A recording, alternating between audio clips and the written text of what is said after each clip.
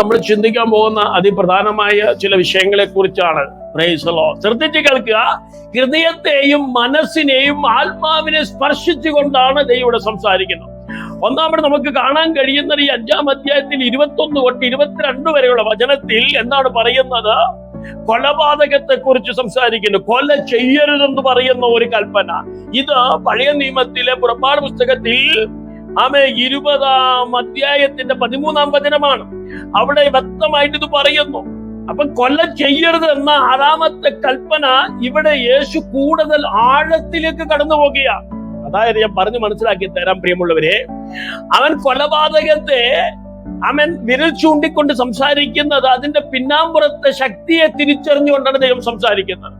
ഒരു മനുഷ്യൻ വെറുതെ ആരെ കൊല്ലാൻ ചെയ്യത്തില്ല, അല്ലെങ്കിൽ കൊല്ലാൻ അവൻ മുന്നോട്ട് വരികയില്ല. അതിനകത്ത് വ്യാപരിക്കുന്ന ചില ശക്തികളെ ഇവിടെ കർത്താവ് കണ്ടെത്തുകയാണ്. 1 കോപം, 2 അവജ്ഞത, 3 കയ്പ് എന്ന് നമുക്ക് മനസ്സിലാക്കാൻ കഴിയും.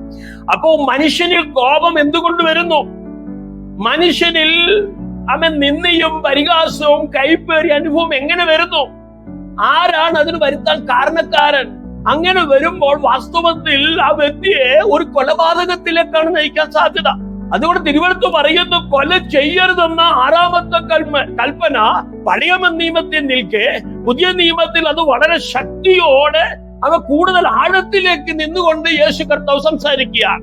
വാസ്തവത്തിൽ ഇതിന്റെ എല്ലാം ആരംഭം എന്ന് പറയുന്ന ഹൃദയത്തിൽ നിന്നാണ്. ഹൃദയത്തിൽ വേരൂന്നിയ കാര്യങ്ങളാണ്. ഇവിടെ വിധി എന്ന് പറയുന്നത് കേവലം സിവിൽ ശിക്ഷയല്ല പ്രിയരെ, ഇതൊരു ദിവ്യ ന്യായവിധിയാണ് ഇവിടെ സൂചിപ്പിക്കാനിടയാകുന്നത്. അതായത് നമ്മൾ പഠിച്ചു കഴിഞ്ഞാൽ ഒരാളെ റാഖ എന്ന് പറഞ്ഞു കഴിഞ്ഞാൽ അരാമിക് ഭാഷയാണ് റാഖ. അവിടെ പറയുന്നത് ഇങ്ങനെയാണ്: ശൂന്യമുള്ള അല്ലെങ്കിൽ ശൂന്യമായ തലയുള്ള എന്ന ഒരു തലയുള്ള അവസ്ഥയാണ് ഇവിടെ സൂചിപ്പിക്കുന്നത്. അല്ലെങ്കിൽ വിഡ്ഢി എന്ന് വിളിക്കുന്ന മനുഷ്യരഹിതമായ അവഹേളനത്തെയാണ് ഇവിടെ കാണിക്കുന്നത്. ഞാൻ ഒരിക്കൽ കൂടെ നിങ്ങളെ ഓർമ്മിപ്പിക്കാം. ഒരു മനുഷ്യനെ വിഡ്ഢി എന്ന് വിളിച്ചാൽ, മൂട എന്ന് വിളിച്ചാൽ, റാക്ക എന്ന് വിളിച്ചാൽ അത് കൊലപാതകത്തിന് തുല്യമാണ് എന്നാണ് പറയുന്നത്. എന്ന് പറഞ്ഞാൽ റാക്ക എന്ന് പറഞ്ഞ എന്താണ്?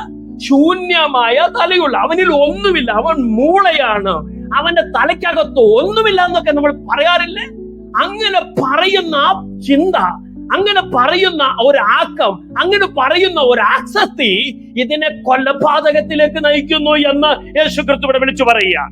കോപം വളർത്തിയെടുക്കുമ്പോൾ വാസ്തവത്തിൽ അതെന്തായി തീരുകയാണ്? വെറുപ്പായി വളരുക. അതുകൊണ്ട് എന്താ സംഭവിക്കുന്ന? ഒരു കൂട്ടായ്മ ബന്ധം നഷ്ടപ്പെടുന്നു. സ്നേഹമില്ലാത്ത ഹൃദയം വെളിപ്പെടുകയാണ്. അതുകൊണ്ടാണ് തിരുവെഴുത്ത് പറയുന്നത്, സഹോദരനെ വെറുക്കുന്ന ഏവനും എന്താണെന്ന് പറയുന്നത്? പറഞ്ഞേ, കൊലപാതകി എന്നാണ് 1 യോഹന്നാന്റെ സുവിശേഷം 3-ാം അധ്യായം 15-ാം വചനം പറയുന്നത്. ദൈവം കൊല്ലുന്നത് വിലക്കുന്നില്ല, പക്ഷേ അങ്ങനെ ചിന്തിക്കാൻ പോലും കഴിയുന്ന തരത്തിലുള്ള ഹൃദയത്തെയാണ് അവൻ വിലക്കുന്നത്. അപ്പൊ ഹൃദയത്തെ വിലക്കി കഴിഞ്ഞാൽ പിന്നെ കൊല്ലാൻ തോന്നുമോ? അപ്പൊ ഹൃദയത്തെ ദൈവം ഇവിടെ വിലക്കുകയാണ്. നിന്നിൽ കോപം ഉണ്ടാകരുത്, നിന്നിൽ അവജ്ഞ വെളിപ്പെടരുത്, നിന്നിൽ കയ്പുണ്ടാകരുത്, ഇത് ഒരിക്കലും യോഗ്യമല്ല എന്ന് ഇവിടെ ശക്തമായി ഊന്നൽ നൽകുകയാണ്. അതുകൊണ്ടൊന്ന് ശ്രദ്ധിച്ച് ജീവിച്ചോണം. ഓക്കെ, യേശു നിയമത്തിനപ്പുറത്തേക്കാണ് പോകുന്നത്. അന്യായമായ കോപം പോലും കൊലപാതകത്തിന്റെ മൂല കാരണമാണെന്നാ പറയുന്നത്. ദൈവത്തിന്റെ ന്യായവിധിയിലേക്ക് നയിക്കുന്നു എന്നാണ് പറയുന്നത്. അതുകൊണ്ട് ഒരു സഹോദരനെ അപമാനിക്കുക എന്ന് പറഞ്ഞാൽ അന്നത്തെ കാലത്ത് യഹൂദ കൗൺസിലേക്ക്, സംഘത്തിലേക്ക് അവനെ അയക്കുകയാണ്. ഒരാളെ വിധി എന്ന് വിളിക്കുന്നതിന് അർത്ഥം എന്താണെന്ന് അറിയാമോ? മൊറോസ് എന്നാണ്. അതിന്റെ അർത്ഥം അവനെ നരകത്തിലേക്ക് നയിക്കുന്നു, ഗീഹന്നയിലേക്ക് നയിക്കുന്നു. ഗീഹന്ന എന്ന് പറഞ്ഞാൽ നരകം. ഇന്ന് രാത്രി വചനം കേൾക്കുന്ന ദൈവമക്കൾ ഈ വചനത്തിന്റെ സത്യത്തെ ഒന്ന് ഗ്രഹിക്കണം. ദൈവ പ്രവർത്തികളെ മാത്രമല്ല, മനോഭാവങ്ങളെയും ഉദ്ദേശങ്ങളെയും വിധിക്കുന്നു. ദൈവം എന്ത് ചെയ്യുന്നു പറഞ്ഞേ? മനോഭാവങ്ങളെയും ഉദ്ദേശങ്ങളെയും വിധിക്കുന്നു. അതുകൊണ്ടാണല്ലോ എബ്രായ ലേഖനത്തിൽ 4-ാം അധ്യായം 12-ാം വചനം എന്താണ് പറയുന്നത്? ദൈവത്തിന്റെ വചനം എന്ന് പറയുന്നത് ജീവനും ചൈതന്യമുള്ളതായി ഇരുവായ്ത്തലയുള്ള ഏത് വാളിനേക്കാളും മൂർച്ചയേറിയതും പ്രാണനെയും ആത്മാവിനെയും സന്ധി മനുഷ്യങ്ങളെ വേർപിടിക്കും വരെ തുളച്ചു ചെല്ലുന്നതും ഹൃദയത്തിലെ ചിന്തനങ്ങളെയും ഭാവങ്ങളെയും വിവേചിക്കുന്നതാകുന്നു എന്നാണ് തിരുവെടുത്ത് പറയുന്നത്. അതുകൊണ്ട് ചിന്തകളെ, ഭാവങ്ങളെ പോലും ഈ വചനം വിവേചിക്കുന്നു. വല്ലതും മനസ്സിലാകുന്നുണ്ടോ? ഒരു ദിവസം എത്ര ആളുകളെയാണ് നമ്മൾ കണ്ടുമുട്ടുന്നത്? നമ്മുടെ സഹോദരങ്ങളെ, നമ്മുടെ കൂടപ്പിറപ്പങ്ങളെ, നമ്മുടെ ബന്ധുമിത്രാദികളെ, അയൽവാസികളെ, നാം കടന്നു പോകുന്ന ചർച്ചിലുള്ളവരെ, മാർക്കറ്റിലുള്ളവരെ, അവിടെയൊക്കെ നമ്മുടെ ജീവിതത്തിന്റെ ശൈലി എങ്ങനെയാണ്? ഹൃദയത്തെ കൺട്രോൾ ചെയ്യാൻ നമുക്ക് കഴിയുന്നുണ്ടോ? നാവിനെ നിയന്ത്രിക്കാൻ കഴിയുന്നുണ്ടോ? നാം ദൈവത്തിന്റെ പൈതലെന്ന് വിളിച്ചപേക്ഷിക്കുമ്പോൾ തന്നെ, പേര് നൽകുമ്പോൾ തന്നെ തിരിച്ചറിഞ്ഞുകൊള്ളണം, ന്യായവിധിക്ക് ഇരയാകുന്ന കാര്യമാണ് ഇവിടെ ദൈവം സംസാരിക്കുന്നത്. കൊല ചെയ്യരുതെന്ന് പറയുമ്പോൾ ദൈവവചനം പറയുന്നു മൂഢ എന്ന് വിളിക്കുന്നുവെങ്കിൽ, ആമേ ഹല്ലേലൂയ, മോറോസ് റഖ എന്നൊക്കെ വിളിച്ചു പറയുമ്പോൾ ഓർത്തുകൊള്ളണം, എന്നെ നിങ്ങളെ ന്യായം വിധിക്കുന്ന ഒരു ദൈവത്തിന്റെ മുമ്പിലാണ് വരുന്നെന്ന്. അതുകൊണ്ട് വചനം പറയുന്നു, അവന് മറഞ്ഞിരിക്കുന്ന ഒരു സൃഷ്ടിയുമില്ല, സകലവും അവന്റെ കണ്ണിന് നഗ്നവും മലർന്നുമായി കിടക്കുന്നു. സുധകരങ്ങളിൽ ദൈവത്തെ തുതിച്ചാണ്. ഹല്ലേലൂയ. തിരുവെടുത്ത് പറയുന്നു, നിങ്ങൾ ആരോടെങ്കിലും നീരസപ്പെടുകയോ കുശുകുശുകയോ ക്ഷമിക്കാൻ തയ്യാറാകാതെ ഇരിക്കുകയോ ചെയ്താൽ, വചനം എന്താണ് പറയുന്നത് ഉറക്കെ പറഞ്ഞേ? അത് ഹൃദയത്തിലെ കൊലപാതകത്തിന്റെ ആത്മാവാണ്. ഇന്ന് രാത്രിയിൽ ഈ ശബ്ദം കേട്ടിട്ട് അടുത്ത ദിവസം തോന്നിവാസം ചെയ്യാൻ നമുക്ക് പറ്റത്തില്ല പ്രിയരെ. അതുകൊണ്ട് തിരുവെടുത്ത് പറയുന്നു, കോപം വേരൂന്നുന്നതിനു മുമ്പ് ക്ഷമിക്കാൻ ശ്രമിക്കുക, അനുരഞ്ജനത്തിലേക്ക് മടങ്ങി വരിക. കൊലോസ്യ ലേഖനം 3:15 പറയുന്നു, ക്രിസ്തുയേശുവിന്റെ സമാധാനം നിങ്ങളുടെ ഹൃദയത്തിൽ ഭരിക്കട്ടെ. അപ്പൊ ഭരിക്കേണ്ടത് ആരാന്നറിയാമോ? യേശു ക്രിസ്തുവിന്റെ സമാധാനമാണ്. എത്രയൊക്കെ സ്തോത്രം ചെയ്യാൻ കഴിയും? ഹല്ലേലൂയ. യേശുവിന്റെ നാമത്തിൽ. അതുകൊണ്ട് തിരുവെടുത്ത് പറയുന്നു, ആചാരങ്ങളെക്കാൾ അനുരഞ്ജനം ആവശ്യമാണ്. ആരാധനയ്ക്ക് മുമ്പുള്ള ഒരു അനുരഞ്ജനത്തെ കുറിച്ച് പറയുന്നു. അടുത്ത സെന്റൻസ് ഇങ്ങനെ പറയുന്നു, 23 തൊട്ട് 24 വരെയുള്ള വചനം എന്താണ് പറയുന്നത് അറിയാമോ? നിങ്ങൾ യാഗപീഠത്തിൽ നിങ്ങളുടെ വഴിപാട് അർപ്പിക്കുകയും നിങ്ങളുടെ സഹോദരന് നിങ്ങൾക്കെതിരെ എന്തെങ്കിലും ഉണ്ടെന്ന് ഓർമ്മിക്കുകയും ചെയ്താൽ, അങ്ങനെയല്ലേ ബൈബിൾ പറയുന്നത്? ആദ്യം നിരപ്പ് പ്രാപിച്ചിട്ട് വേണം യാഗപീഠത്തിൽ വന്ന് ആരാധിക്കുവാൻ. അപ്പൊ സത്യ ആരാധന എന്ന് പറയുന്നത് ശുദ്ധമായ, പവിത്രമായ ഒന്നാണ്. സത്യ ആരാധന എന്ന് പറയുന്നത്, സത്യ ആരാധനയ്ക്ക് ഒരു ശുദ്ധ ഹൃദയം ആവശ്യമാണ്, ശുദ്ധമായ ഒരു റിലേഷൻഷിപ്പ് ആവശ്യമാണ്. നമുക്ക് തോന്നുന്ന പോലെ ഓടിച്ചെന്ന് അങ്ങോട്ട് മുട്ടുമടക്കിയാൽ ദൈവം പ്രാർത്ഥന കേൾക്കത്തില്ല പ്രിയരെ. നമ്മൾ എവിടം വരെയായി? നമ്മളൊന്ന് ശ്രദ്ധിച്ചു ജീവിക്കേണ്ടുന്ന സമയമല്ലയോ ഈ സമയം? തിരുവെടുത്ത് പറയുന്നു, യാഗപീഠത്തിൽ വഴിപാടുകൾ അർപ്പിക്കുന്നത് അന്നത്തെ കാലത്ത് യഹൂദ ആരാധനയുടെ കേന്ദ്ര ബിന്ദുവാണ്. അതുകൊണ്ട് ദൈവം പറയുന്നു, ദൈവം ആചാരങ്ങളെക്കാൾ എന്ന് പറഞ്ഞ കുർബാനയേക്കാൾ, ചടങ്ങുകളെക്കാൾ, ചൊല്ലുകളെക്കാൾ അപ്പുറത്ത് അനുരഞ്ജനം വിലമതിക്കുന്നു. യാഗപീഠം ഒരു ആരാധനാലയമാണ്. അതുകൊണ്ട് ബന്ധങ്ങൾ അതിലും പ്രധാനമാണെന്ന് ഇവിടെ വചനം പറയുന്നു. അപ്പോൾ തകർന്ന ബന്ധങ്ങളെ സത്യാരാധന തടസ്സപ്പെടുത്തുകയാണ്. തകർന്ന ഒരു ബന്ധമുണ്ടെങ്കിൽ, സ്നേഹം കൈമാറാൻ കഴിയുന്നില്ലെങ്കിൽ, വാശിയും വൈരാഗ്യം വെക്കുന്ന ഒരു ഹൃദയമെങ്കിൽ എങ്ങനെ ദൈവത്തെ നമുക്ക് ആരാധിക്കാൻ കഴിയും? അല്ലേ? ശരിയാണോ ഞാൻ ഈ പറയുന്നത്? ഞാൻ പറയുന്നതിനേക്കാളപ്പുറത്ത് വചനം സത്യമല്ലയോ? അതുകൊണ്ട് തകർന്ന ബന്ധങ്ങൾ എന്താ സംഭവിക്കുന്നത്? നമ്മുടെ ദൈവത്തോടുള്ള ആരാധനയെ തടസ്സപ്പെടുത്തുകയാണ്. 1 പത്രോസ് 3:7 എന്താണ് പറയുന്നത്? നിങ്ങളുടെ പ്രാർത്ഥനകൾക്ക് തടസ്സമുണ്ടാകാതിരിക്കട്ടെ. പ്രിയ ദൈവമക്കളെ, മനസ്സിലാക്കുക, ദൈവ സാന്നിധ്യം പരിഹരിക്കപ്പെടാത്ത സംഘർഷത്തെ മറികടക്കുന്നില്ല, അത് അതിനെ അഭിമുഖീകരിക്കുന്നു. നമ്മൾ മനുഷ്യരല്ലയോ? മനുഷ്യർക്ക് എന്താണ് സംഭവിക്കാത്തത്? ദേഷ്യവും വാശിയും വൈരാഗ്യം ഒക്കെ സംഭവിക്കാം. പക്ഷെ അതിനെ എന്നേക്കുമായി ഉപേക്ഷിക്കാനുള്ള അത്യന്ത ശക്തി ആര് നമുക്ക് തരും? ദൈവം നമുക്ക് തരും. എത്ര പേർക്ക് സ്തോത്രം ചെയ്യാൻ കഴിയും? ഇവിടെ വെച്ച് തന്നെ നമ്മൾ സുധാരാകണം. ഇവിടെ വെച്ച് തന്നെ നമ്മുടെ പ്രശ്നങ്ങളെ പരിഹരിക്കപ്പെടണം. നമുക്കാരോടും വൈരാഗ്യം വെച്ചു പുലർത്താൻ പറ്റത്തില്ല. കാരണം നമുക്ക് ഒരു സ്വർഗീയ ശരീരം നമ്മുടെ ആത്മാവിന് ദൈവം നൽകാൻ പോകുകയാണ്. അതുകൊണ്ട് നമ്മുടെ ആത്മാവ് ഖരാബാകാൻ പാടില്ല, എന്ന് പറഞ്ഞാൽ അഴുക്കാകാൻ പാടില്ല. നമ്മൾ ആത്മാവിന് വേണ്ടിയാ ജീവിക്കുന്നത്. കേവലം ബോഡി ബിൽഡിങ്ങിന് വേണ്ടിയല്ല, തലമുറയ്ക്ക് വേണ്ടിയല്ല, നാട്ടുകാരെ കാണിക്കാൻ വേണ്ടിയല്ല. നാം നമ്മുടെ ആത്മാവിന് വേണ്ടിയാ ജീവിക്കുന്നത്. ഈ ആത്മാവ് നശിച്ചു പോകരുത്. ഈ ആത്മാവ് സുരക്ഷിതമാകണം. ഈ ആത്മാവ് സംരക്ഷിക്കപ്പെടണം. അതിന് സംരക്ഷിക്കപ്പെടുന്ന ഘടകങ്ങൾ എന്തൊക്കെയാണെന്നാണ് ഈ വിശുദ്ധ വേദഗ്രന്ഥം നമ്മളെ പഠിപ്പിക്കുന്നത്. അതുകൊണ്ട് നമുക്ക് നമ്മുടെ ഇഷ്ടത്തിന് പോകാൻ പറ്റത്തില്ല പ്രിയരെ. എത്ര പേർക്ക് ആമേൻ പറഞ്ഞ് സ്തോത്രം ചെയ്യാൻ കഴിയും? ഹല്ലേലൂയ. അതിന് കർത്താവ് നമുക്ക് സഹായകനാണ്. പരിശുദ്ധാത്മാവ് നമ്മളെ ശക്തീകരിക്കും. ദൈവത്തിന്റെ സാന്നിധ്യം നമ്മുടെ കൂടെ വരും. ആമേൻ. പ്രാർത്ഥിക്കാനും പാടുവാനും ഒക്കെ ദൈവം ബലപ്പെടുത്തും. അതുകൊണ്ട് തിരുവെടുത്ത് പറയുന്നു, പ്രാർത്ഥിക്കുന്നതിനോ പാടുന്നതിനോ ശുശ്രൂഷിക്കുന്നതിനോ മുമ്പ് നമ്മുടെ മനസ്സിനോട് ചോദിക്കണം, ഞാൻ നീരസം വല്ലതും വെച്ച് പുലർത്തിയിട്ടുണ്ടോ? ഞാൻ കാരണം ആരെങ്കിലും അന്വേഷിച്ചിട്ടുണ്ടോ? എവിടെയെങ്കിലും ഞാൻ പോയി ശരിയായി ക്രമീകരിക്കാനുണ്ടോ എന്നൊക്കെ ഒന്ന് സ്വയം ശോധന ചെയ്യണം. കാരണം ഏത് നിമിഷം മരണം വരാം. നമ്മുടെ കണ്ണടയാം, നമ്മുടെ ശ്വാസകോശം നിലയ്ക്കാം. പിന്നെ അയ്യോ മൊത്തം വിളിച്ചിട്ട് കാര്യമില്ല. അവസാന ഫിനിഷിംഗ് പോയിന്റിൽ, പ്രസന്റ് ടൈമിൽ നമ്മുടെ ലൈഫ് എങ്ങനെയാണെന്നുള്ള ദൈവം നോക്കുന്നത്. നമുക്ക് എവിടെയാ പോകേണ്ടത്? സ്വർഗത്തിൽ പോകണോ നരകത്തിൽ പോകണോ? വളരെ ഉത്തരവാദിത്തപ്പെട്ട ഒരു ഭാഗത്താണ് നാം നിൽക്കുന്നത്. അതുകൊണ്ട് തിരുവെടുത്ത് പറയുന്നു, നിങ്ങൾ മറ്റുള്ളവരെ വേദനിപ്പിക്കുകയോ സമാധാനം സ്ഥാപിക്കാൻ വിസമ്മതിക്കുകയോ ചെയ്യുമ്പോൾ നമുക്ക് സംഭവിക്കുന്നത് എന്താണെന്നറിയാമോ? ദൈവത്തെ പ്രസാദിപ്പിക്കാൻ കഴിയാതെ പോകുന്നു. അതുകൊണ്ട് ഇന്ന് രാത്രി ഒരിക്കൽ കൂടെ ദൈവത്തോട് അടുത്ത് വന്ന് നമുക്ക് ചോദിക്കാം, കർത്താവേ, എന്നെ ദൈവത്തോട് അടുപ്പിക്കാൻ തടസ്സമായി നിൽക്കുന്ന എന്റെ ജീവിതത്തിലെ കുറവുകളെ നീ ഒന്ന് ക്ഷമിക്കണമേ.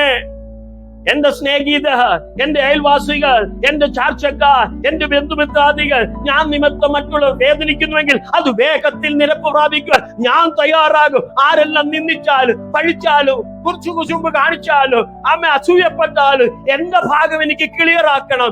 ഞാൻ സുധാറാകും, ഞാൻ നന്നാകും. അത് എന്റെ ആവശ്യമാണ്. എനിക്ക് സ്വർഗീയ ശരീരം ധരിക്കണം. എന്റെ യേശുവുമായിട്ട് എനിക്ക് നിത്യത ചെലവഴിക്കണം. അതിന് ഞാൻ മുന്നോട്ട് വരും എന്ന് ഇന്ന് രാത്രിയിൽ എത്ര പേർക്ക് പറയാൻ കഴിയും? നമുക്ക് പലപ്പോഴും ഓടിയെത്താൻ പറ്റത്തില്ലെങ്കിൽ പോലും ഒന്ന് ഫോൺ കോൾ ചെയ്താൽ നമ്മുടെ ആ മനസമാധാനം തിരിച്ചു കിട്ടുവാനിടയാകും. എത്ര പേർക്ക് കാര്യങ്ങൾ മനസ്സിലാകുന്നു? ഹല്ലേലൂയ. പലപ്പോഴും ശരീരം കൊണ്ട് ഓടിയെത്തി കെട്ടിച്ചുംബിക്കാനോ അമ്മയെ നമ്മുടെ പാപങ്ങളെ ഏറ്റുപറഞ്ഞ് അമ്മ ഹൃദയത്തിൽ ആരെങ്കിലും വേദനിപ്പിച്ചുവെങ്കിൽ അവരോട് ചെന്ന് നിരപ്പ് പ്രാപിക്കാൻ നമുക്ക് കഴിയാതെ പോകുന്നുവെങ്കിൽ പോലും ഒന്ന് ഫോൺ കോൾ ചെയ്താൽ തീരാവുന്ന പ്രശ്നമേ ഉള്ളൂ. നമ്മുടെ ഹൃദയം ശുദ്ധമായിരിക്കണം. ആത്മാവ് വേദനിക്കരുത് എന്ന് ഇന്ന് രാത്രി പരിശുദ്ധാത്മാവ് നമ്മളെ ബുദ്ധി ഉപദേശിക്കുക. അടുത്ത ഭാഗം നമ്മൾ പഠിക്കുമ്പോൾ 25 തൊട്ട് 26 വരെയുള്ള ഭാഗങ്ങൾ നമ്മൾ വായിക്കുമ്പോൾ എന്താണ് നമുക്ക് മനസ്സിലാക്കി തരുന്നത്? നിന്റെ പ്രതിയോഗിയോട് കൂടെ വഴിയിൽ ഉള്ളപ്പോൾ തന്നെ വേഗത്തിൽ അവനോട് ഇണങ്ങിക്കൊള്ളുക. അല്ല ഞാൻ പ്രതിയോഗി നിന്നെ ന്യായാധിപൻ സേവകനും ഏൽപ്പിച്ചിട്ട് നീ തടവിലായി പോകും. ഒടുവിലത്തെ കാശ് പോലും കൊടുത്തു തീരുവോളം നീ അവിടെ നിന്ന് പുറത്തു വരികയില്ല എന്ന് ഞാൻ സത്യമായിട്ട് നിങ്ങളോട് പറയുന്നു. ഇനി നിങ്ങൾ ശ്രദ്ധിച്ച് കേൾക്കണം. എതിരാളിയുമായിട്ട് വേഗത്തിൽ യോജിക്കുക. എല്ലാവരും ചേർന്ന് എന്നോട് പറഞ്ഞേ, എതിരാളിയുമായിട്ട് വേഗത്തിൽ യോജിക്കുക, വേഗത്തിൽ ഒത്തുതീർപ്പാക്കുക. അതാണ് ഇവിടെ പറയുന്നത്. അപ്പൊ സംഘർഷം രൂക്ഷമാകുന്നതിന് മുമ്പ്, പ്രശ്നം വർദ്ധിക്കുന്നതിന് മുമ്പ് സമാധാനം സ്ഥാപിക്കുവാൻ യേശു നമ്മെ ഉദ്ബോധിപ്പിക്കുന്നു. ഇതാണ് ദൈവത്തിന്റെ ജ്ഞാനമെന്ന് പറയുന്നത്. ഇതാരും ഒന്നും ഉപദേശിച്ചു തരത്തില്ല. നമ്മുടെ ആളുകൾ പറയും, നീ പോയി പ്രതികാരം ചെയ്യടാ, നീ 2 വാക്ക് പറഞ്ഞേച്ചു വാടാ, നീ ഒന്ന് ശരിയാക്കിയിട്ട് വാടാ എന്നേ ആൾക്കാർ പറയത്തുള്ളൂ. പക്ഷെ ദൈവിക ജ്ഞാനം എന്ന് പറയുന്നത് എന്താണെന്നറിയാമോ? വേഗത്തിൽ പോയി ഒത്തുതീർക്കാണ് ദൈവിക ജ്ഞാനം പറയുന്നത്. എതിരാളി ഉണ്ടെങ്കിൽ വേഗത്തിൽ പോയി യോജിക്കുക എന്നാണ് പറയുന്നത്. അതൊരു പക്ഷേ വിശ്വാസിയാക്കാം, പാസ്റ്ററാക്കാം, ബിഷപ്പാക്കാം, സ്നേഹിതനാകാം, അയൽവാസിയാകാം, കൂട്ടു സഹോദരനാകാം, രക്തബന്ധത്തിലുള്ളവനാകാം, ആരുമായിക്കോട്ടെ. എതിരാളി എന്നത് നമ്മൾ തെറ്റ് ചെയ്ത ആരെങ്കിലും ആകാം. വളരെ വൈകുന്നതിന് മുമ്പ് നാം പരിഹരിക്കേണ്ട ദൈവത്തിന്റെ നീതിയാണ് ഇവിടെ വ്യക്തമാക്കുന്നത്.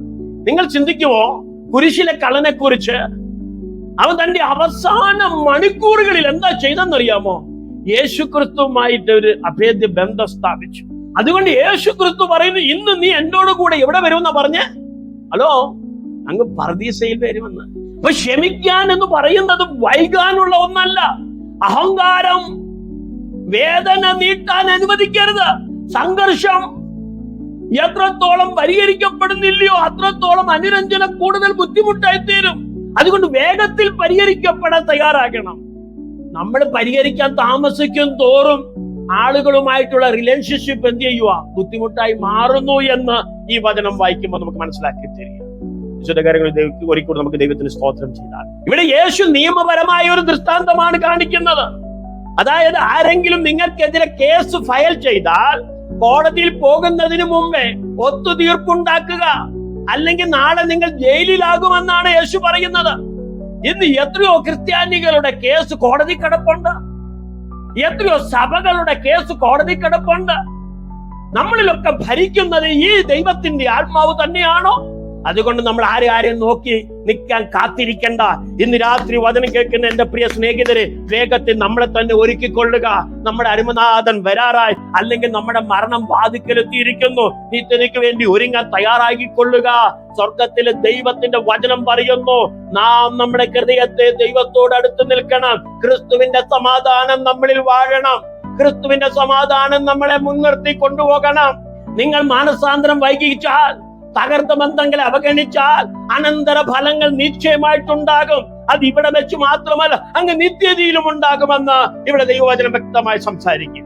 അടുത്ത ഭാഗം എന്ന് പറയുന്നത് 27-28. ഇവിടെ വ്യക്തമാക്കുന്നത് ഇങ്ങനെയാണ്: വ്യഭിചാരം ചെയ്യരുതെന്ന് അരുളി ചെയ്തു, നിങ്ങൾ കേട്ടിട്ടുണ്ടല്ലോ. ഞാനും നിങ്ങളോട് പറയുന്നത്, സ്ത്രീയെ മോഹിക്കേണ്ടതിന് അവളെ നോക്കുന്നവൻ എല്ലാം ഹൃദയം കൊണ്ട് അവളോട് എന്ത് ചെയ്തു? വ്യഭിചാരം ചെയ്തു. ഇത് വാസ്തവത്തിൽ എത്രാമത്തെ കൽപ്പനയാണെന്ന് അറിയാമോ? 10 കൽപ്പനകളിൽ 7ാമത്തെ കൽപ്പനയാണ്. അപ്പോൾ നമ്മൾ ചോദിക്കും, ഞങ്ങൾ ആരുമായിട്ടൊന്നും അവിഹിത ബന്ധം നടത്തുന്നില്ല, വ്യഭിചാരം ചെയ്യുന്നില്ല എന്നൊക്കെ നമ്മളിൽ പലരും പറയാറുണ്ട്. എന്നാൽ യേശു ഇതിനെക്കുറിച്ച് കൂടുതൽ ആഴമായി സംസാരിക്കുകയാണ് ഈ വേദവചനത്തിൽ നിന്ന്. എന്താണ് യേശു പറയുന്നത്? മോഹം വ്യഭിചാരത്തിന്റെ വിത്താണെന്നാണ് പറയുന്നത്. കാമം വെറും ഒരു ആകർഷണമല്ല, പാപകരമായ ആഗ്രഹത്തെ പോഷിപ്പിക്കുന്ന, അല്ലെങ്കിൽ പാപകരമായ ആഗ്രഹത്തെ ഉത്തേജിപ്പിക്കുന്ന, മനഃപൂർവം അപ്പോൾ തന്നെ നീണ്ടു നിൽക്കുന്നതുമായ ഒരു നോട്ടമാണ് എന്നിവിടെ ദൈവവചനം വ്യക്തമാക്കുന്നു. ഒരു വ്യക്തിയെ എന്ത് ചെയ്യുന്നു? നമ്മുടെ സ്വന്തം സ്വാർത്ഥ സംതൃപ്തിക്ക് വേണ്ടി എന്ത് ചെയ്യാണ്? ഒരു വസ്തുവാക്കി മാറ്റുകയാണ് ഇവിടെ ചെയ്യുന്നത്. തെറ്റാണോ ശരിയാണോ നിങ്ങൾ പറഞ്ഞാട്ടെ? നമ്മുടെ സ്വാർത്ഥതയ്ക്ക് വേണ്ടി നമ്മുടെ ഹൃദയം മറ്റുള്ളവരിലേക്ക് നോക്കുകയാണ്. ഒരു ദീർഘനോട്ടം, അതാണ് കാമം. യാക്കോബ് അപ്പോസ്തലൻ 1-14 വരെയുള്ള വചനം എന്താണ് പറയുന്നത്?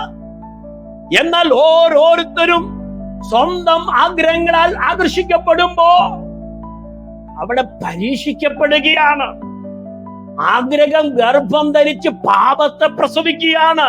അതല്ലയോ പണ്ട് ദാവീദിനും ബത്ശബയിലും നടന്നത്? പാപം ആരംഭിച്ചത്, കേൾക്കുക പ്രിയരെ, പ്രവൃത്തിയിൽ നിന്നല്ല, മറിച്ച് നീണ്ടു നിൽക്കുന്ന ഒരു നോട്ടമാണ്. 2 ശമൂവേലിന്റെ പുസ്തകം 11-ാം അധ്യായം അത് വ്യക്തമാക്കുന്നുണ്ട്. ഒറ്റയടിക്ക് സംഭവിക്കുന്ന ഒരു കാര്യമല്ല. ഹൃദയം വല്ലാതെ ആഗ്രഹിച്ച് നോക്കി നിന്നുകൊണ്ട് നമ്മുടെ ആത്മാവിനെ തകർത്തു കളയുന്ന കാമത്തിന്റെ മറ്റൊരു വേർഷനാണ് വ്യഭിചാരം എന്ന് പറഞ്ഞാൽ നമ്മൾ സമ്മതിച്ചേ മതിയാക്കി. കാമം ഹൃദയത്തിലെ ദുർഗന്ധമാണ്. എല്ലാവരും ചേർന്ന് പറഞ്ഞാൽ കാമം എന്താണ്? ഹൃദയത്തിലെ ദുർഗന്ധമാ. ഹല്ലേലൂയ. അതിന് സ്ത്രീ എന്നോ പുരുഷനോ ഇല്ലാതെ ഈ ശക്തി വല്ലാതെ വ്യാപിക്കുന്നുണ്ട്. അത് വിവാഹം കഴിഞ്ഞാലും വിവാഹം കഴിഞ്ഞില്ലേലും ഇത് നന്നായിട്ട് വ്യാപരിക്കുന്ന ഒരു ശക്തിയാണ്. അതുകൊണ്ട് തിരുവെടുത്ത് പറയുന്ന, ഒരു സ്ത്രീയെ മോഹിക്കേണ്ടതിന് അവളെ നോക്കുന്നവൻ അവളുടെ ഹൃദയത്തിൽ വ്യഭിചാരം ചെയ്തു കഴിഞ്ഞു. അപ്പൊ എത്രയോ മീഡിയകളിലൂടെ അല്ലാതെയും അകത്തും പുറത്തുമായി ഒളിഞ്ഞും പതിഞ്ഞും ഒക്കെ നമ്മുടെ ഹൃദയത്തിലെ കണ്ണ് നോക്കുന്നത് എങ്ങോട്ടാണെന്നൊന്ന് ശ്രദ്ധിച്ച് വിചിന്തനം ചെയ്യുക. കാമത്തോട് നോക്കുന്നത് ആത്മീയ വ്യഭിചാരത്തിന് തുല്യമെന്ന് ഈ വചനം നമ്മളെ ഓർമ്മിപ്പിക്കുന്നു. കാമം എന്നത് ഒരാളുടെ ശരീരത്തെ മനസ്സിൽ ഉപയോഗിക്കുകയും അവരുടെ ആത്മാവിനെ സ്നേഹിക്കാതിരിക്കുകയും ചെയ്യുന്നു. ഒന്നുകൂടെ ഞാൻ പറഞ്ഞു കഴിഞ്ഞാൽ, ദൈവം നമുക്ക് തന്നിരിക്കുന്ന ആത്മാവിനെ തിരിച്ചറിയാതെ പോകുകയാണ്. ദൈവം നമുക്ക് നൽകിയിരിക്കുന്ന മനസ്സിനെ തിരിച്ചറിയാതെ പോകുകയാണ്. ബെല്ലും ബ്രേക്കും ഇല്ലാതെ മറ്റൊരു തലത്തിലേക്ക് പോകുന്നു. നമ്മുടെ ശരീരത്തെ പോലും കൺട്രോൾ ചെയ്യാതെ, ഹൃദയത്തെ കൺട്രോൾ ചെയ്യാതെ മറ്റൊരു തലത്തിലേക്ക് പോകുകയാണ്. അതാണ് ഈ തിരുവെടുത്ത് പറയുന്നത്. അതുകൊണ്ട് നമുക്ക് എന്താണ് മനസ്സിലാക്കി തരുന്ന ഈ സന്ദേശം? നമ്മുടെ ഹൃദയത്തിൽ വിശുദ്ധി ആവശ്യമായിരിക്കുന്നു. ഹൃദയത്തിൽ ആമേ ഒരിക്കലും ദുർഗന്ധമുണ്ടാകരുത് എന്ന് ഈ വചനം വ്യക്തമാക്കിയാണ്. അത്തരം പറഞ്ഞുകൊണ്ട് ഞാൻ ആ ഭാഗം വിടുകയാണ്.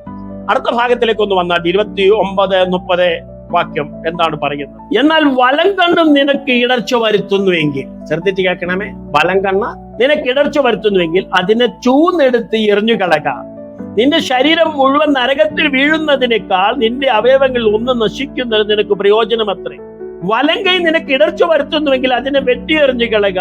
നിന്റെ ശരീരം മുഴുവൻ നരകത്തിൽ പോകുന്നതിനേക്കാൾ അവയവങ്ങൾ ഒന്ന് നശിക്കുന്നത് നിനക്ക് പ്രയോജനം. അപ്പൊ ഇവിടെ നമ്മൾ മനസ്സിലാക്കുന്ന ഒരു സത്യം ഇതാണ്: വലത് കണ്ണ്, നിന്റെ വലത്ത് കണ്ണോ കയ്യോ നിന്റെ പാപത്തിലേക്ക് നയിക്കുന്നുവെങ്കിൽ അതിനെ വെട്ടിക്കളക. അങ്ങനെ വെട്ടാൻ പോയാൽ നമ്മുടെ കൈകളും കാലുകളും എല്ലാം വെട്ടാനേ കാണത്തുള്ളൂ. അത്രമാത്രം കഠിനമായ വേഴ്സ് അല്ല ഇവിടെ സംസാരിക്കുന്നത്. ഇത് അക്ഷരാർത്ഥത്തിൽ അംഗഭംഗം വരുത്തുന്ന ഒരു വിഷയത്തെ കുറിച്ചല്ല സംസാരിക്കുന്നത്, മറിച്ച് ഒരു ആത്മീയ ശിക്ഷണത്തിനുള്ള ശക്തമായ ഒരു കാര്യമാണ് ഇവിടെ വ്യക്തമാക്കുന്നത്. ഞാൻ ഒന്നുകൂടെ പറഞ്ഞ് മനസ്സിലാക്കി തരാം പ്രിയമുള്ളവരെ. നിങ്ങളെ കണ്ണ് പറിച്ചെടുക്കുകയോ കൈ മുറുകയോ ചെയ്യുന്നത് ഒരിക്കലും സാധ്യമല്ല. അത് അതിശക്തിയാണ്. എന്നാൽ അത് വിശുദ്ധിയുടെ അടിയന്തരതയെ ശക്തമായി പഠിപ്പിക്കുകയാണ്. എന്താണ് ഞാൻ പറഞ്ഞു വന്നത്? വിശുദ്ധിയുടെ അടിയന്തരതയെ ശക്തമായി പഠിപ്പിക്കുന്നത്. എല്ലാവരും ഇവിടെ തന്നെ ഉണ്ടല്ലോ.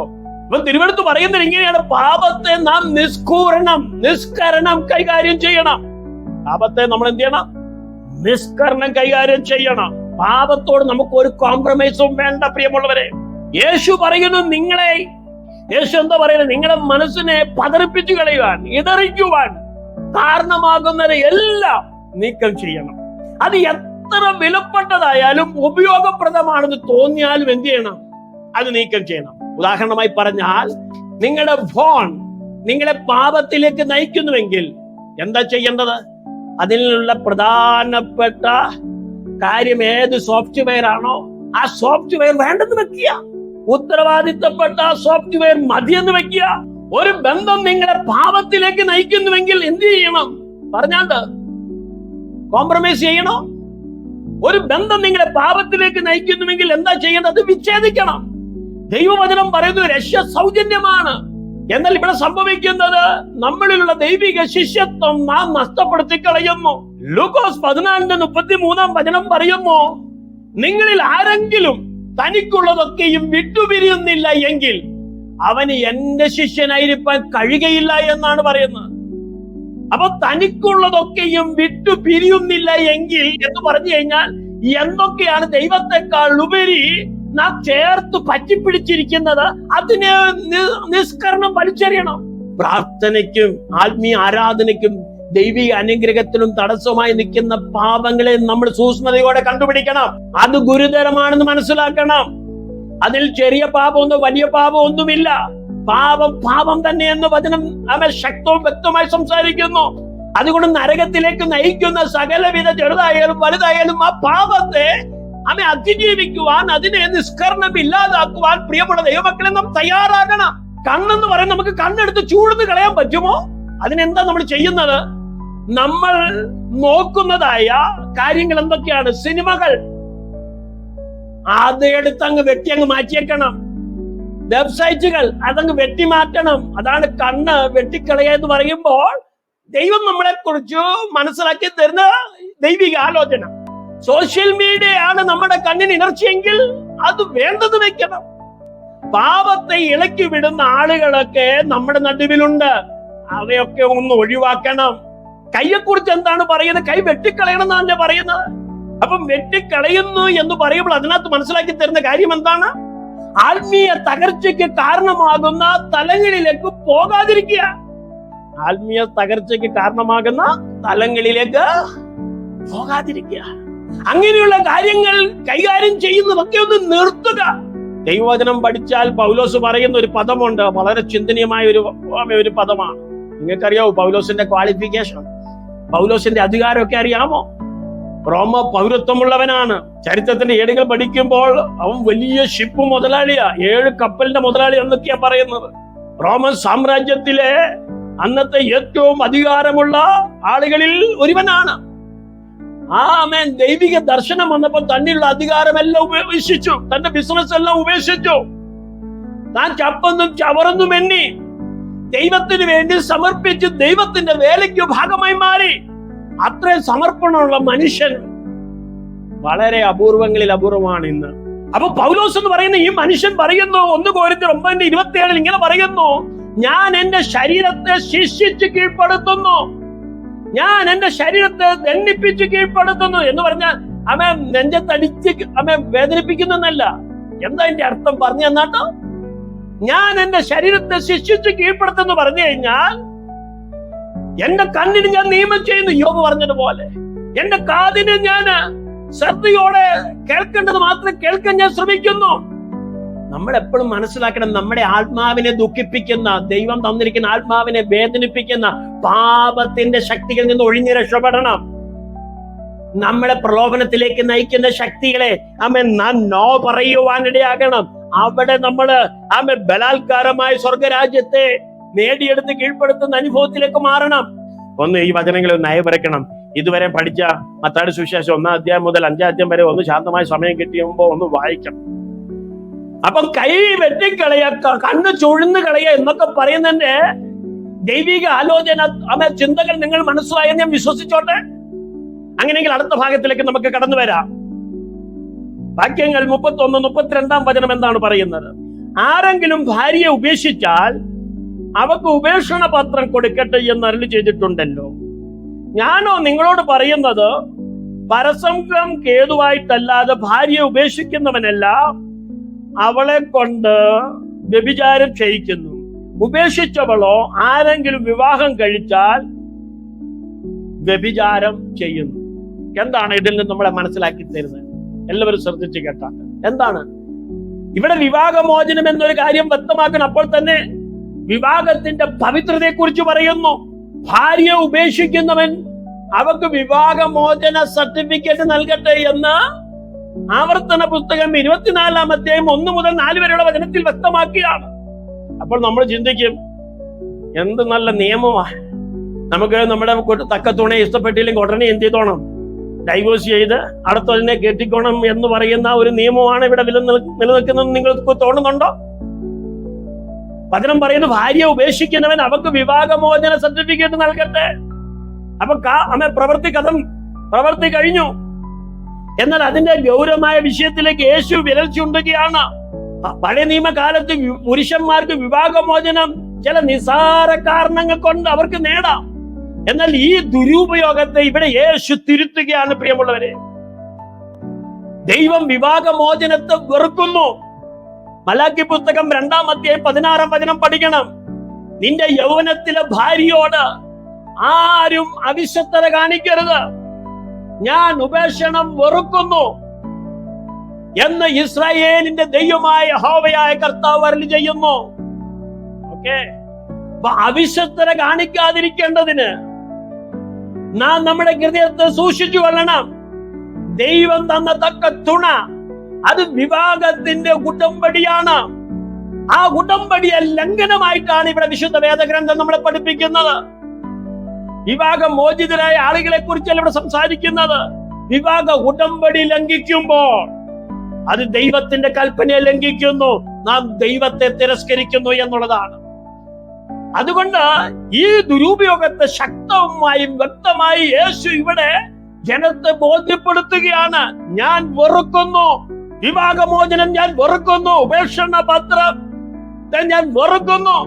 ഇന്ന് രാത്രി വചനം കേൾക്കുന്ന പ്രിയമുള്ളവരെ, ഇവിടെ ലൈംഗിക അധാർമികതയെ കുറിച്ച് സംസാരിക്കുകയാണ്.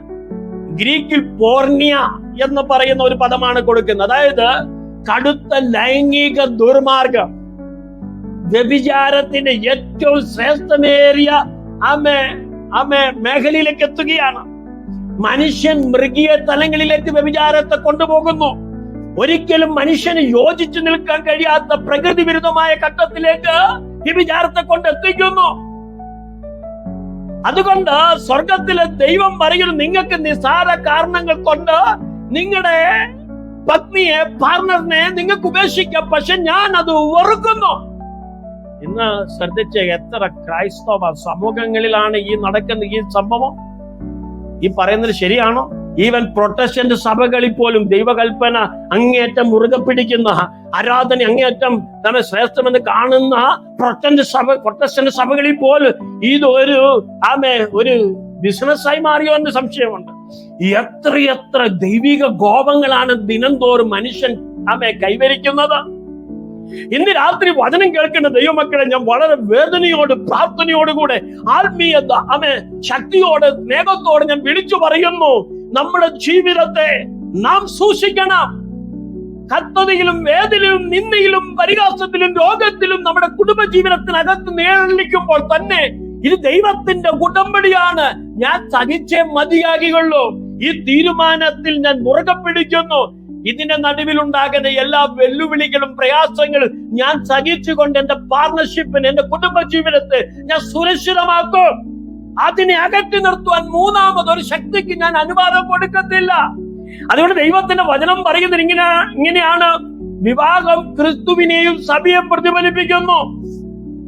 എഫേസ്യ ലേഖനത്തിൽ 5-ാം അധ്യായം 31 മുതൽ 32 വരെയുള്ള വചനത്തിൽ പറയുന്നു, അവണ്ണം ഭർത്താക്കന്മാരും തങ്ങളുടെ ഭാര്യമാരെ സ്വന്തം ശരീരങ്ങളെ പോലെ സ്നേഹിക്കേണ്ടതാകുന്നു. ഭാര്യയെ സ്നേഹിക്കുന്നവൻ തന്നെത്താൻ സ്നേഹിക്കുന്നു. ആരും തന്റെ ജഡത്തെ ഒരു നാളും പകച്ചിട്ടില്ലല്ലോ. ക്രിസ്തു സഭയെ ചെയ്യുന്നത് പോലെ അതിനെ പോറ്റിപ്പുലർത്തി എത്രേ എന്ന് ഈ തിരുവെടുത്ത് പറയുന്നു. അപ്പൊ ഇതും വലിയ മർമ്മമാണ് വിവാഹം എന്ന് പറയുന്നത്. ഞാൻ ക്രിസ്തുവിനെ സഭയെ ഉദ്ദേശിച്ചാണ് ഇത് പറയുന്നതെന്നാണ് തിരുവെടുത്ത് പറയുന്നത്. അപ്പൊ നാം നമ്മുടെ ശരീരത്തെ എത്രത്തോളം സ്നേഹിക്കുന്നുവോ അത്രത്തോളം ക്രിസ്തു സഭയെ സ്നേഹിച്ചുകൊണ്ടിരിക്കുന്നു. ഭാര്യ ഭർത്താവിനെ ഭയപ്പെടേണ്ടതാകുന്നു, അല്ലേ? അപ്പനെ അമ്മയും വിട്ടുപിരിഞ്ഞ് ഭാര്യയോട് പറ്റിച്ചേരും, ഇരുവരും ഒരു ദേഹമായി മാറും. അപ്പൊ ഒരൊറ്റ ശരീരമായി മാറുന്ന ഒരേ ഒരു ഘടകമെന്ന് പറയുന്നത് എന്താണെന്നറിയാമോ? വിവാഹമാണ്. അപ്പൊ ഒറ്റ ശരീരമാകുന്ന ഈ വിവാഹം എന്ന ഘടകത്തെ തകർക്കുന്ന അനുഭവങ്ങളാണ് ഇന്ന് ഇവിടെ ഉള്ളത്. പഴയ നിയമത്തിൽ ഹോശയെയും ഗോമറെ കുറിച്ചും പറയുന്നുണ്ട്. വഴിവിളച്ചോ ഭാര്യയെ സ്നേഹിക്കാനും അവളെ എന്ത് ചെയ്യണം, യഥാസ്ഥാനപ്പെടുത്താനും ഒക്കെ ദൈവം ഹോശയെ വിളിക്കുന്ന ഒരു ചരിത്രമുണ്ട്. അപ്പൊ തന്റെ ജനത്തോടുള്ള ദൈവത്തിന്റെ ഉടമ്പടിയുടെ സ്നേഹം ഇവിടെ വെളിപ്പെടുന്നു. ഇന്ന് രാത്രി വചനം കേൾക്കുന്ന ദൈവത്തിന്റെ മക്കളെ, യേശു നമുക്ക് നൽകുന്ന ഈ നിയമങ്ങൾ എന്താണെന്ന് അറിയാമോ? നമ്മുടെ ഹൃദയത്തെ രൂപാന്തരപ്പെടുത്താനാണ്. ആമേൻ, ആമേൻ, ഹല്ലേലൂയ. പാപം കേവലം ഭാഗ്യപ്രവർത്തികളല്ല, ആന്തരികമായ ഒരു മനോഭാവമാണ്. പരിശുദ്ധാത്മാവിന്റെ ശക്തിയാൽ നാം അതിനെ നവീകരിച്ചു കൊണ്ടുവരണം. അപ്പോൾ വിവാഹം എന്ന് പറയുന്ന ഒരു ഉടമ്പടിയാണ്, ഇതൊരു കരാറല്ലെന്ന് ഇവിടെ വ്യക്തമാക്കും. അപ്പൊ നമുക്ക് മനസ്സിലാക്കണം, ഒരു ശരീരമായി മാറുന്ന ഈ ഘടകം. മത്തായിയുടെ സുവിശേഷം 19-ാം അധ്യായം 6-ാം വചനം പറയുന്നത് ഇങ്ങനെയാണ്, സൃഷ്ടിച്ചവൻ ആദിയിൽ അവരെ ആണും പെണ്ണുമായി സൃഷ്ടിച്ചു എന്ന്. അത് നിമിത്തം മനുഷ്യൻ അപ്പനെ അമ്മയെ വിട്ട് ഭാര്യയോട് പറ്റിച്ചേരും, ഇരുവരും ഒരു ദേഹമായി തീരും. ഇനി അവർ മേല രണ്ടല്ല ഒരു ദേഹമത്രേ എന്ന് പറയുമ്പോൾ, ദൈവം യോജിപ്പിച്ചതിനെ മനുഷ്യൻ വേർതിരിക്കരുതെന്ന് പറയുമ്പോൾ, ഇവിടെ അതിപ്രധാനമായ ഒരു ഘടകമാണ് വിവാഹം എന്ന് പറയുന്നത്. അത് യേശുക്രിസ്തു സഭയും ഉദ്ദേശിച്ചു പറയുന്നു. ഒരു ദിവസം നാം യേശുക്രിസ്തുവുമായിട്ട് ചേർന്ന് നിൽക്കും. ഇന്ന് ഇവിടെ നടക്കുന്നത് കേവലം ഒരു നിഴൽ മാത്രമാണ്. യഥാർത്ഥ വെളിപ്പാടിലേക്ക് നമ്മൾ മാറാൻ പോവുകയാണ്. അതിനു വേണ്ടിയാണ് ഇവിടെ ദൈവം വചനം ശക്തമായി പറയുന്നത്. കൊലപാതകം ചെയ്യരുത്, വെറുക്കരുത്, അപമാനിക്കരുത്, വ്യഭിചാരം ചെയ്യരുത്, മോഹിക്കരുത് എന്നൊക്കെ ആവർത്തിച്ച് നമ്മളോട് പറയുന്നത്. നമുക്ക് അനുരഞ്ജനം ആവശ്യമാണ്. തർക്കങ്ങളൊക്കെ വേഗത്തിൽ പരിഹരിക്കപ്പെടണം എന്നൊക്കെ ഇവിടെ പറയുന്നതിന്റെ കാര്യം അതാണ്. വിവാഹമോചനം ഗുരുതരമായ ഒരു അധാർമികമായ അവസ്ഥയിലേക്ക് മാറുന്നു എന്ന് പറയുന്നതിന്റെ കാരണം അതാണ്. ഈശ്വര കാര്യങ്ങൾക്ക് ഒഴുക്കി കൂടി ദൈവത്തിന് സ്തോത്രം ചെയ്താണ്. ഈ കേൾക്കപ്പെട്ട വചന നിമിത്തം ഒന്ന് സമർപ്പിക്കണം.